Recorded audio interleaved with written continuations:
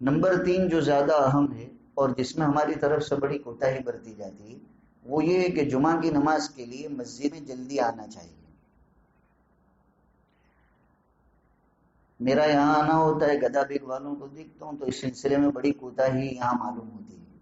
سورت کی دوسری مسجدوں میں جانا ہوتا ہے، وہاں الحمدللہ زوال سے بھی پہلے معتد بھی مقدار میں لوگوں کی حاضری مسجد میں ہو جاتی ہے، لیکن یہاں تو زوال کے بعد بھی کافی وقت گزر جاتا ہے، حتیٰ کہ اذان بھی ہو جاتی ہے تب بھی تقریباً مسجد خالی ہوتی ہے.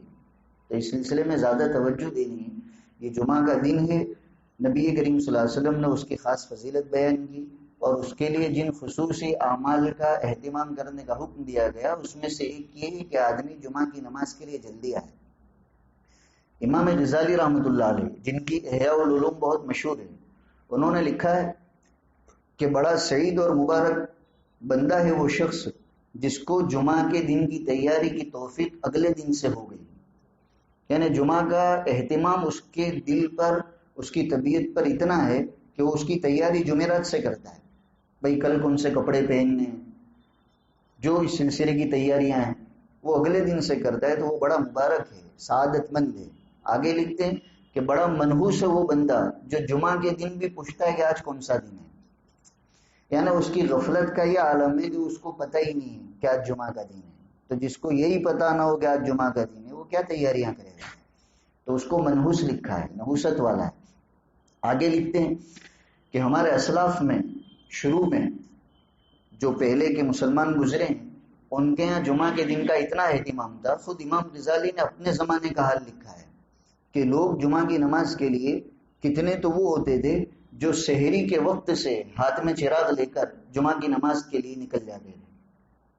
اب سحری کا وقت یعنی تہجد کا وقت، جمعہ تو ہونے والا ہے زوال کے بعد، لیکن اس کا اہتمام ان کے یہاں اتنا تھا کہ رات میں تہجد کے وقت سے رات کے اندھیرے میں جمعہ کی نماز کے لیے نکل جاتے تھے. وہیں پھر فجر پڑھتے تھے، وہیں ٹھہرتے تھے، جمعہ ادا کرتے تھے اور اس کے بعد پھر اپنے گھر لوٹتے تھے. اور امام غزالی لکھتے ہیں کہ صبح صادق کے بعد جانے والے وہ تو ایک بڑا مجمع ہوتا تھا.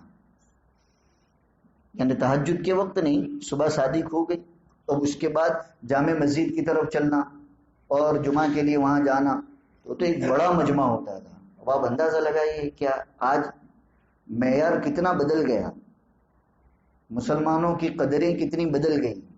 ہمارے اسلاف تو جمعہ کی تیاری کے لیے، جمعہ کی ادائیگی کے لیے اتنا اہتمام کرتے تھے کہ صبح صادق سے ہی چلے جاتے تھے، واپس گھر آنا نہیں ہے جمعہ کے بعد.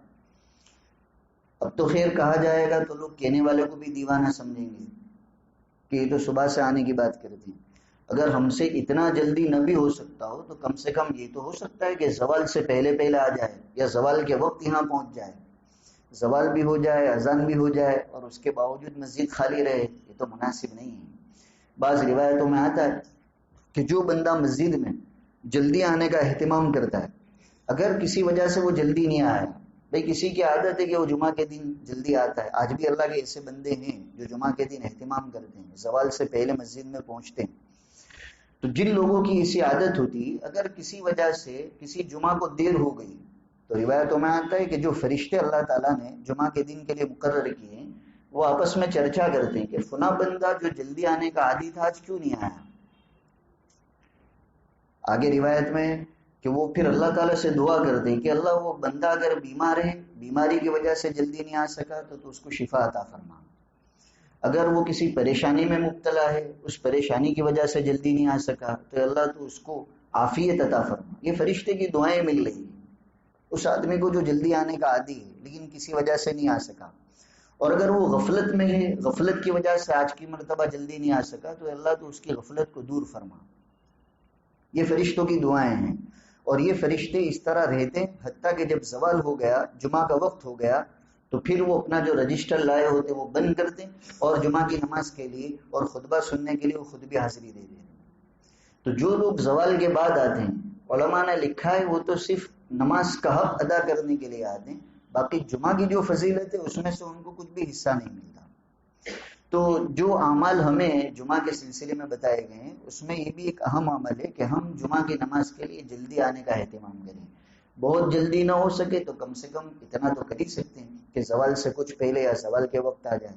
ابھی ابھی دیکھیے مسجد پوری بھر گئی تقریباً، اور زوال ہوا تھا، اذان ہوا تھا، یہاں چند لوگوں کے سوا کوئی بھی نہیں تھا۔ ایک عام معمول ہے، اس سلسلے میں تبدیلی لانے کی ضرورت ہے۔